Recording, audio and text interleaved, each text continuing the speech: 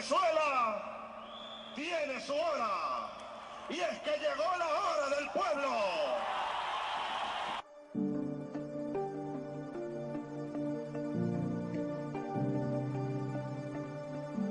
Exprópiese, exprópiese. Señor presidente del Banco Provincial, comience usted a entregarme el banco. Señor Eddie Ramírez, despedido de Petróleos de Venezuela. ¡A la bola que eres tú! Sobre esta moribunda constitución no habrá nueva concesión para ese canal golpista de televisión que se llamó Radio Caracas Televisión. De todos modos, yo le voy a repetir lo que le estoy diciendo. Esto es muy serio. Que es de todos los venezolanos. a los nuevos tiempos, lo juro.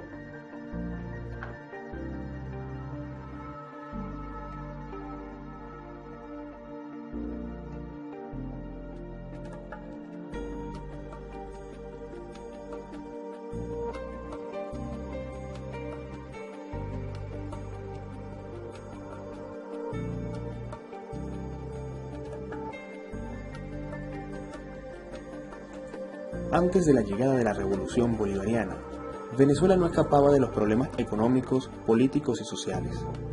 Durante el final de la década de los 80 y 90, se notaba una debacle económica con respecto a los 60 y 70. Sin embargo, a pesar de ello, la situación no era comparable con la crisis económica que hoy vive la nación caribeña.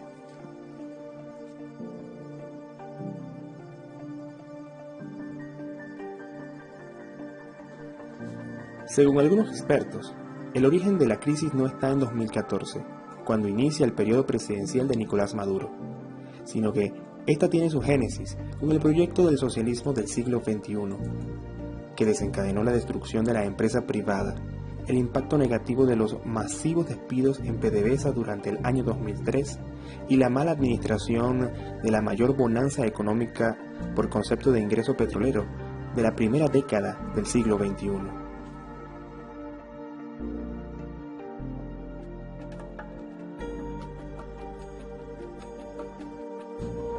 El primer golpe económico, que como a un fumador, que no nota el daño de su vicio, sino hasta años después, fue el despido de más de 18.000 trabajadores de la industria petrolera, según Provea. Esto debilitó la capacidad de gerencia y operatividad a largo plazo de una de las empresas de petróleo más grandes del mundo, y cuya operación es vital para la economía nacional.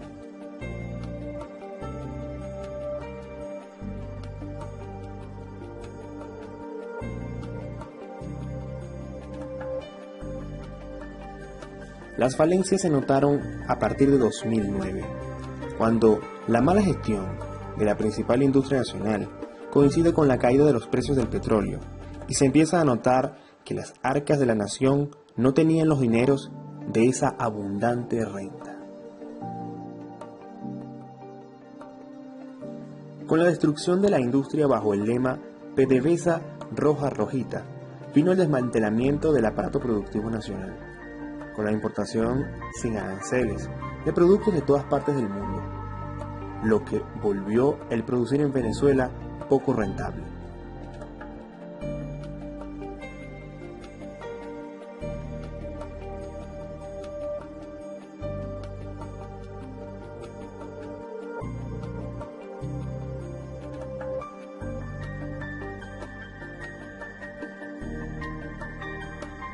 Estas políticas repercutieron en la economía nacional y se reflejó en el desempleo y la pobreza. Estas erradas y poco fructíferas decisiones económicas forzaron al país a tener una contracción del más del 80% de su PIB en los últimos años, según el Banco Mundial.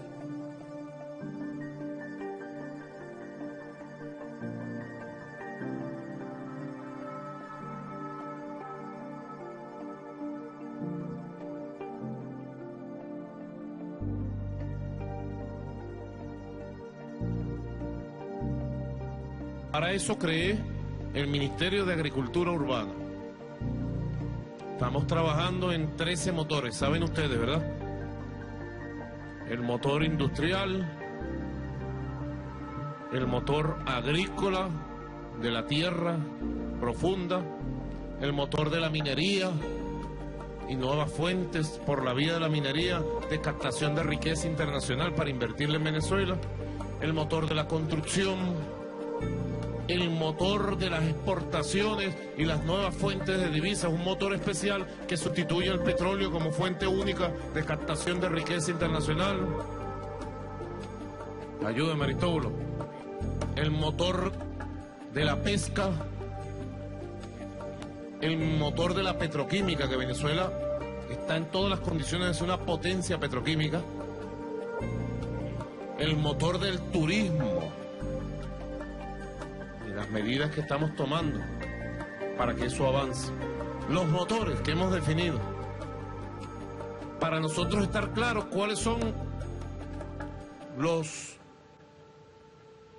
elementos claves de la economía que vamos a desarrollar de aquí en adelante y concentrarnos El en... heredero de Chávez no solo continuó con el legado del socialismo del siglo XXI, sino que su folclórica forma de gobernar abrió aún más la brecha entre pobres y ricos. Entre 2014 y 2018, la escasez de productos básicos y la hiperinflación provocó el éxodo más grande de venezolanos nunca antes visto y el más grave de la región en este siglo, según cifras aportadas por la Organización de Estados Americanos.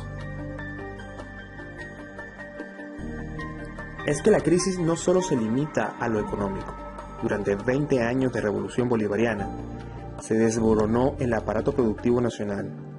También los valores éticos y morales, que se ven en evidencia con la enorme corruptela, homicidios y fractura del orden social.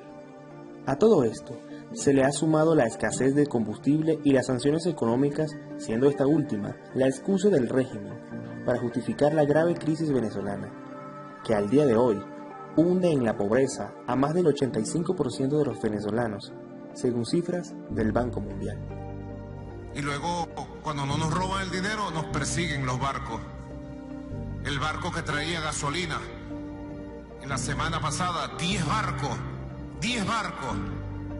nos sabotearon para que no llegaran a costas venezolanas. De todas maneras, ese problema está ya en vías de solución.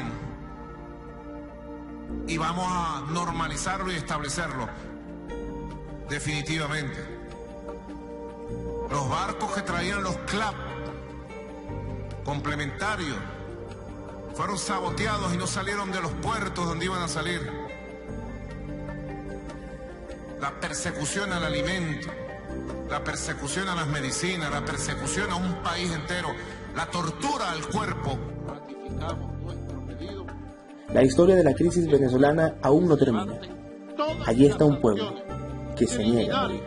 Contra la economía venezolana, contra la sociedad venezolana por parte de los Estados Unidos de Norteamérica y por parte de los gobiernos de la Unión Europea. Lo decimos con la razón y la moral que nos asiste. Y lo decimos a nombre de 30 millones de venezolanos y venezolanas.